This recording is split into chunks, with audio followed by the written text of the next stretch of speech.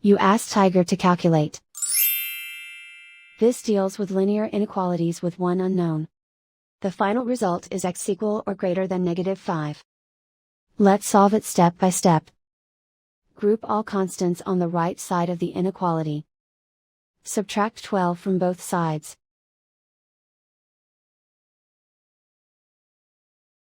Simplify the arithmetic.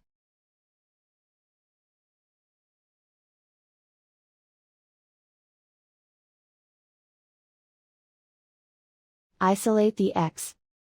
Divide both sides by 4.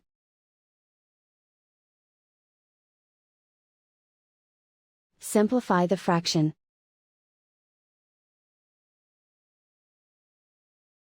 Find the greatest common factor of the numerator and denominator.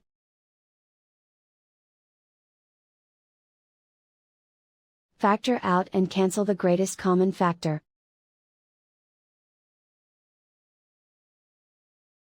Plot the solution on a coordinate grid.